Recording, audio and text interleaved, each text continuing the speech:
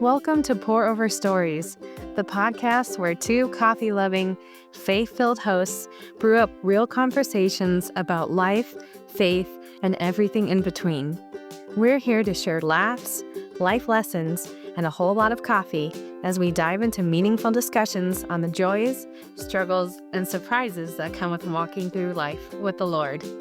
Whether you're sipping your morning cup or unwinding at the end of the day, we promise you'll find both humor and inspiration in every episode. So grab your favorite mug, sit back, and join us as we laugh, learn, and grow together. We're excited to share the journey with you.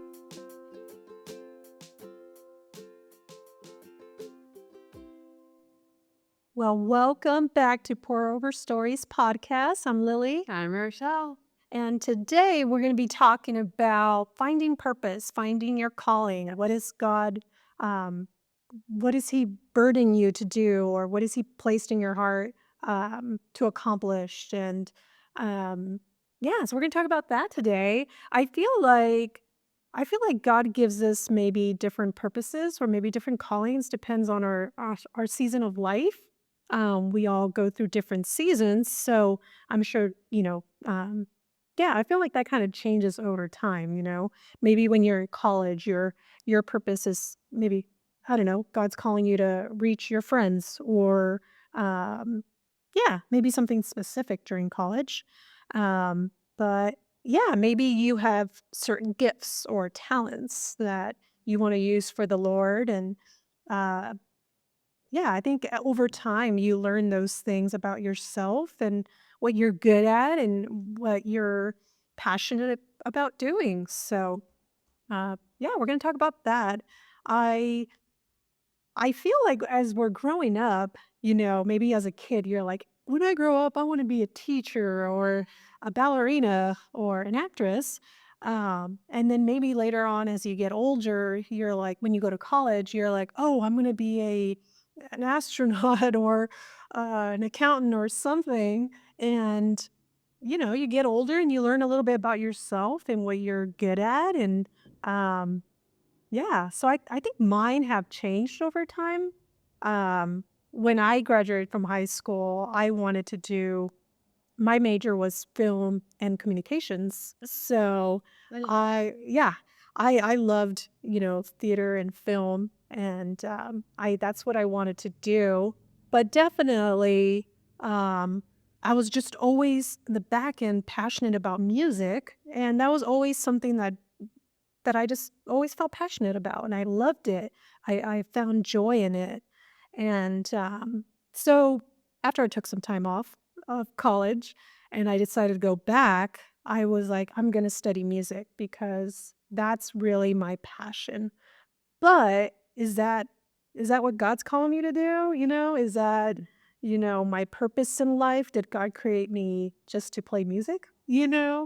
Um, but I that's something, as God's leading me in my life, like, that's what brings me joy.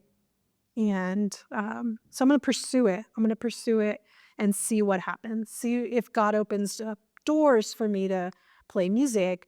Maybe I'm not really good, and God's like shutting doors, like, no, maybe you shouldn't do this. Maybe you should go here.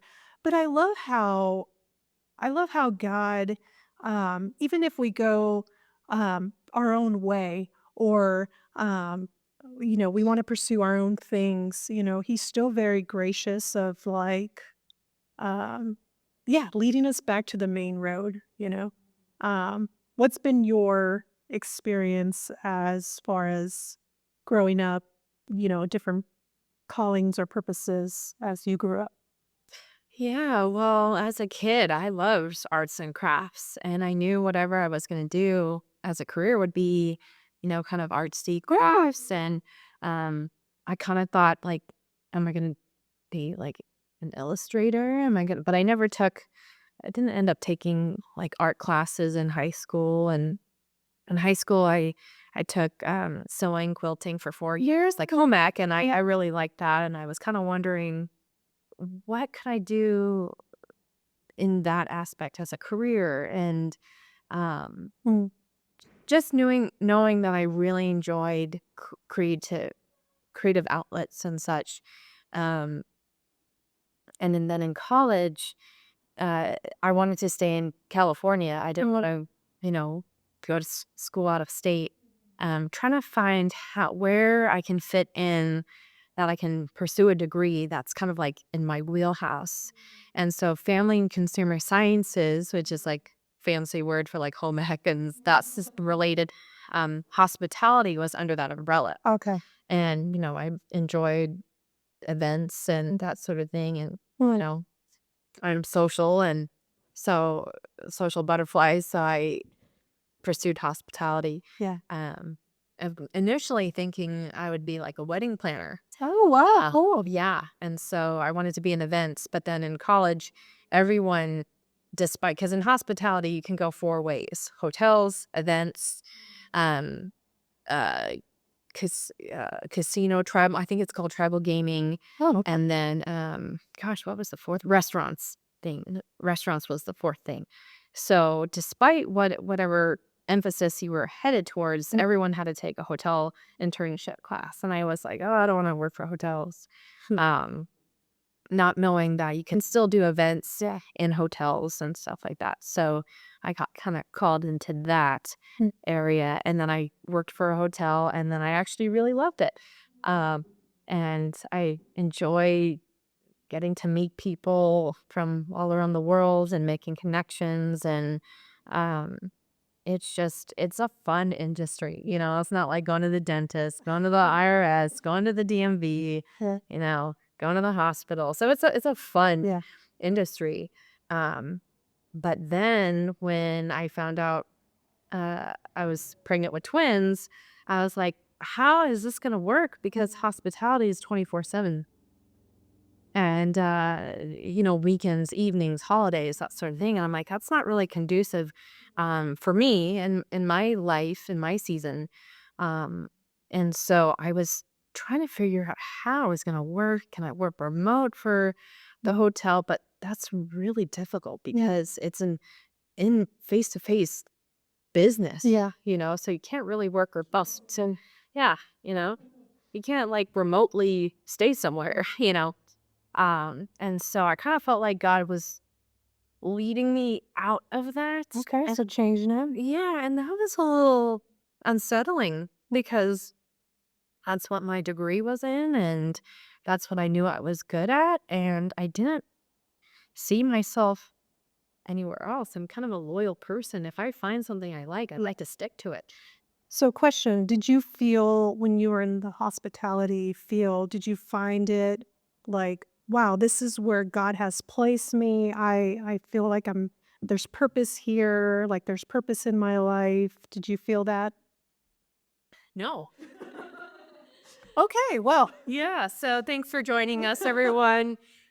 No, it I it was fun for me. It was challenging, but it it was hard to find ways I could be a light hmm, or do something for the Lord, because since I was working often on weekends, holidays, I wasn't able to go to church. I wasn't able, and if I was able to go to church, like on a Sunday, I didn't have necessarily the time to plug into a ministry.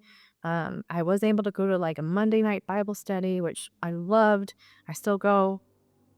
Um, but it was really hard to balance career and ministry. hmm. And all the ministries were during my work hours. And I had, all over the board. It's a 24/7 business. Did you feel, since you didn't feel like that was purposeful, did you feel like your heart was aching to do something else? Or like, if only I was doing this, or if only I can do this, then I'll find satisfaction or purpose, or I still feel like God's calling me to be a missionary, something like that.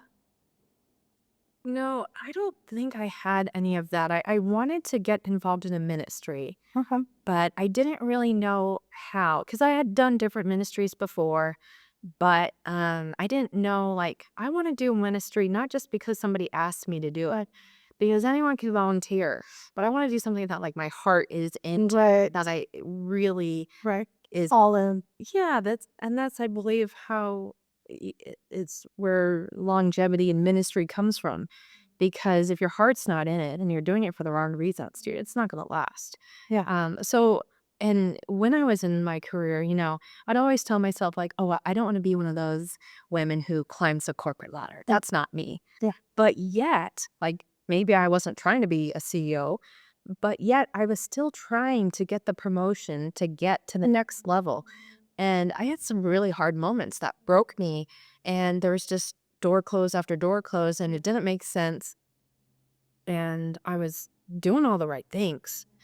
So, but God was gracious with me in that time. And, um, and I'm grateful for that time. It really kind of made me who I am, and I learned a lot through it, and I grew, had some struggles, but it was beneficial for my growth. But then God pulled me out of that so I decided, after it was a really hard decision after maternity leave, I said, you know what? I just need to close a book. I need to close a chapter on this book in my life. And then God opened up a new career field for me where I can do ministry.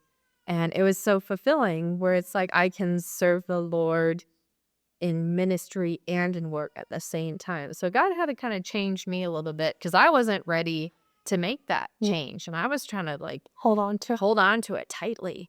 And maybe I'll do hospitality again. I don't really think so. Um, if I do, it's going to be in a different aspect, right? Not how it used to be, kind of in the corporate world, because I really enjoy the season I am. And I'm just kind of, I, Bob Goff talks about having your head on a swivel. I'm just like, all right, Lord, what's next? Yeah. Because I just know ultimately, nothing is wasted. It's not like, oh, I got a degree and I didn't use, like everything that I've done, every job I've ever held is all for a reason. It's all for Yeah. a purpose, and God can use that. It's prepared you for the next thing.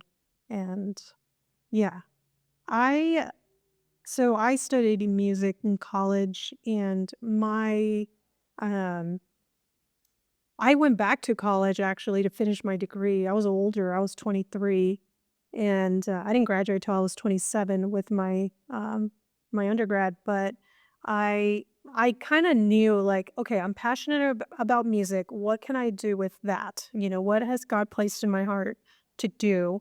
And I thought, okay, maybe I'll be a music teacher. So I went to school and studied music to be a music teacher. I wanted to teach kids how to play music and be passionate about music.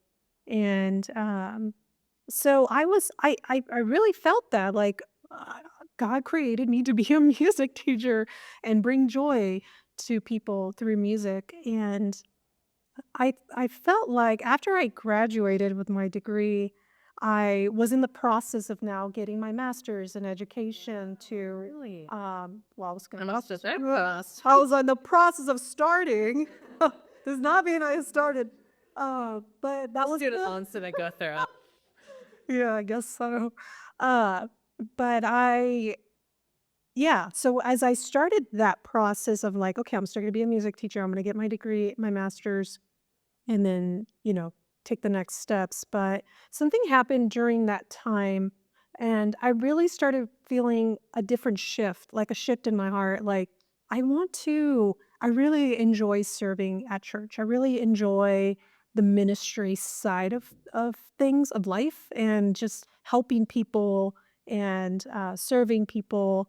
And it felt like my passion for teaching music was fading Really? during that time, but I didn't know. I was really like, "God, okay, I feel like you're calling me into ministry. I just don't know what that looks like. Like, what do I do? Just go find a job at a church? Like, what does that mean? What do I do?"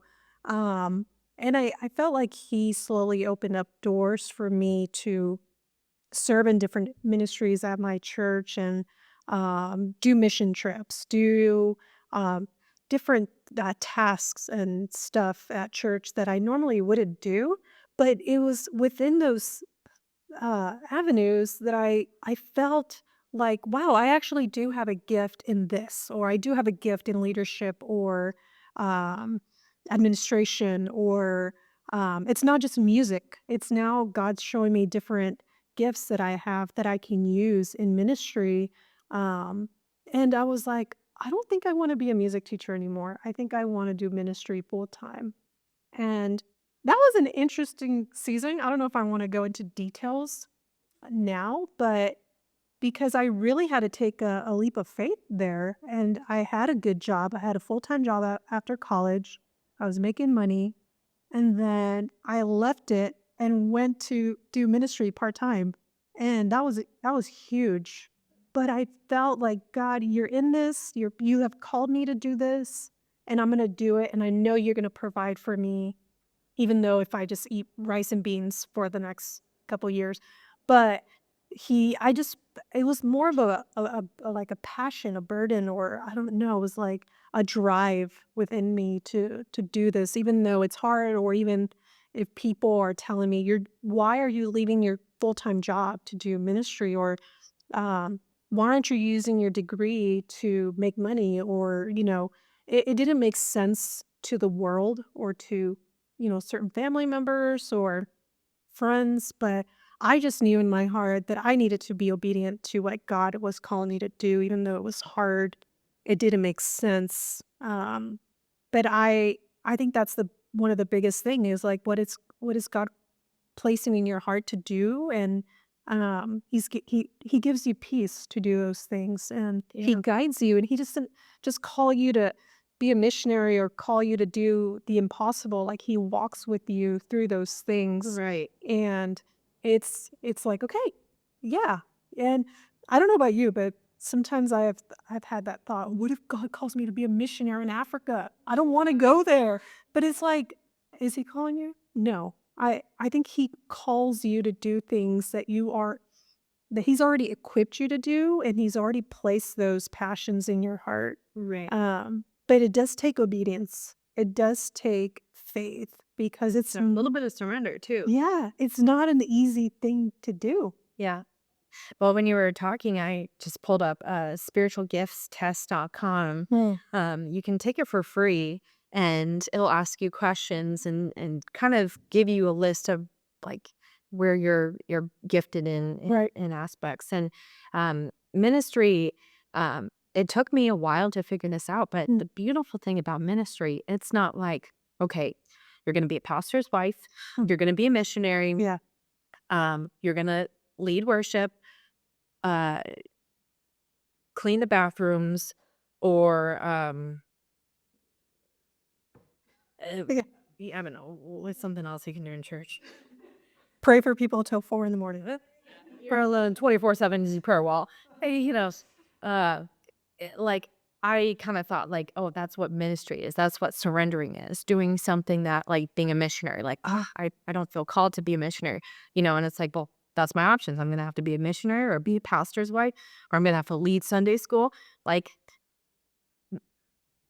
we forget that God, isn't just about that. Like, you can minister to people in so many more ways than just maybe what's conventional or something. And it's No. like, if you love, like God made you an outstanding mathematician, like you can use that for his glory, and it's not like, okay, well, you're going to become the tithe every week. But, like, Yep. you may be able to help the church out in, for an event of how much food to order or whatever. Like, that can still be used for the glory of God. And I love that because it just shows you that God is such an individualistic God that he has equipped every single person. Like, there's missionaries, there's pastors, um, but there's people who, like, when our twins were born, we had people, like, make us, like, little baby blankets. Oh, Like, that is so special, people that pray over you. yeah, yeah. Um, it's Mm, like there's so many ways to serve. And if you hone in on what your skill is or skills are and what God has equipped you with and blessed you with and town and like how can you share that with other people? There's people like I think of Priscilla Shire. amazing gifted woman of God um who teaches the Bible and teaches truth. Mm. And she's one of those people who's out in the front. But then you have her husband who likes to be behind the scenes. So there is a place at the table for anyone and everyone, and God wants to work in your special ways because and that's why I enjoy working for ministry because it's like if you're loving details and organization like me, it's like there's a place for me here, and I think once you kind of God will honor you if you say, "Hey, God, I want to do something, but I want to honor you." You may not go call the next morning of pastor and say, "Hey, can you teach some music kids right now?" Like it took me a few months. Of course, my career was coming in the way, Yeah. but God is patient and God's still working on you and the timing's perfect and if you go to a small church, I feel there are still ways to get involved. And even if like if you go to a small church and there's no opportunities for ministry, like let's say this would never happen, but let's say they don't need any volunteers for whatever reason, you know, Which is rare. which is rare. There's all sorts of wonderful organizations where you can still help, maybe time, money, where you can still be a part of ministry and God's bigger picture. Yeah. And also I've learned over the years that sometimes you do have to try new things. Maybe if you want to serve at church, you're like, I don't know what my gifts are. Maybe just jump into the kids ministry or jump in, other musically, or if you want to join the worship team, or I really, because that was my biggest way of me serving in the church was through worship. That I felt like God was like, no, I've given you other gifts to do or to use in at church. So I had to just try new things and see if I like it and enjoy it. Maybe there were times where I tried a specific ministry in a church and I was like, oh, that was horrible. I have no passion for this. And then there was other ways I served or helped, and I'm like, actually, that was rewarding, or that was very fulfilling, or maybe it's a prayer team, or um, helping, I don't know, like I said, in kids ministry or something like that. But sometimes, yeah, you got to try new things and see if you enjoy them, or just see if there's certain gifts that just kind of like arise in you to do. Yeah. That maybe no one's tried before. Right. We have the ministry for this. Right, because you just don't know unless you try it. Um, but I've definitely have learned that. But I feel like I'm still learning. Like God's still showing me gifts, or um, sometimes, I have somebody that comes up to me like, "Hey, you're really good at this. Have you ever thought about doing this?" And I'm like, "No, but you thought I was good at that? Like, I didn't feel like I was good at that." And it's just like, yeah, ways.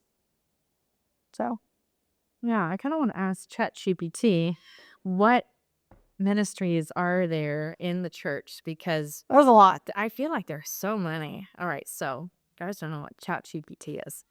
What are different Ministries. ways to serve in ministry? I'm gonna See, here it's thinking, okay, some obvious ones: teaching and preaching, 'kay. worship and music, Uh-huh. administrative support, pastoral care, Okay. community outreach, Mhm. youth and children's ministry, hospitality ministry. Okay. Social justice and advocacy. Wow. No, it's a technical and creative arts. Mm. It's like website management, video production, graphic design, Mhm. evangelism, prayer and intercession. There's a lot. Yeah. And then something that we had in our church, we took the spiritual gifts test. Mm.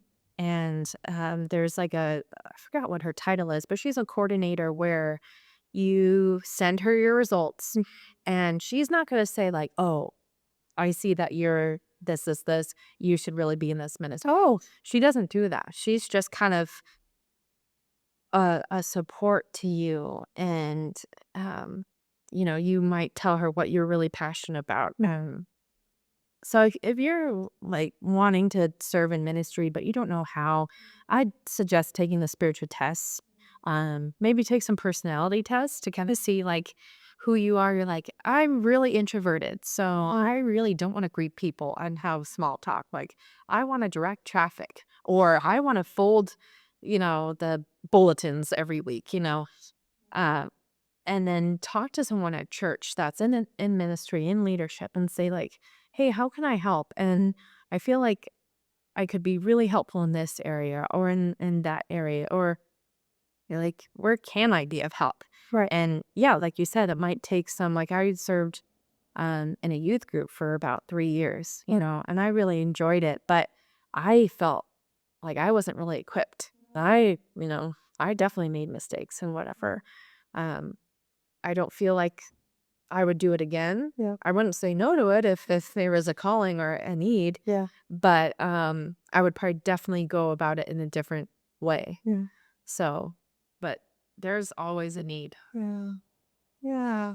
And also, I think about when I finally did decide, okay, I'm going to pursue ministry, as a career. Um, I I feel like I'm such a I don't know what the word is, but I look for purpose in what I do. Um, and I felt like I was really making a difference when I do help people or serve people. Um, and just to be there, for people. Um, but I didn't care about, no, I'm just talking about as a career now. Um, I didn't care about like the money part. Um, but if like I would wake up excited to do my job, like, to do ministry. It's not like I'm dreading every day to go to work and I'm like, "Oh, here we go again." I mean, it's a bummer a little bit when you wake up and you're cozy, uh, but it's not a burden. It's not like, Sounds like um later. yeah, it doesn't feel like work, and my day goes by really fast, because we're constantly busy and it's rewarding, and it doesn't feel like a one way kinda job where I'm just pouring out to people, but I also feel like I'm being poured in or supported or prayed for or, um yeah, so it does feel like I am making a difference, and, what a neat opportunity to do something, um yeah, because the only thing we can take to heaven is people. So it's like I really just feel more passionate about doing ministry as a career, because I know that's the only thing we can do is take people to heaven. We got to reach souls and hearts and Yeah.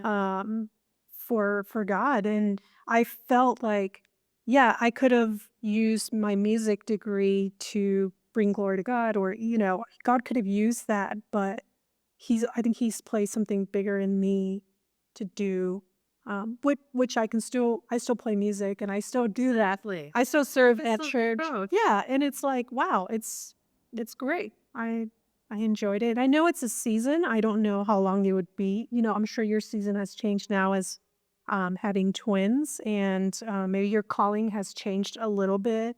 Um, but in general, no matter what we do, we're doing it for God and not for the praise of man. Exactly. And we just, again, have to be obedient to, each day. And like, God, what are you calling me to do? I love how one of my coworkers, she prays this every day before she starts her day. It's like, God, orchestrate my day. And it's like, oh, that's such a beautiful prayer. Like, it's not about what I want to do today or what I feel like doing, but it's like, God, you orchestrate my day. Who do you want me to bless today or reach today or pray for today or um and sometimes like I struggle with this if I'm tired after work or I've had a long day and I gotta go get groceries or run an errand and you don't make eye contact with the person, the clerk or you know uh, You wear your sunglasses into the grocery store. my hat, my hoodie, because I'm so popular, paparazzi. But it's like, no, God still calls me to smile to that person or make them known and seen and heard. And those are the things I'm working, even if I'm, Yeah. working for it. Goodness. Yeah. So, Yeah.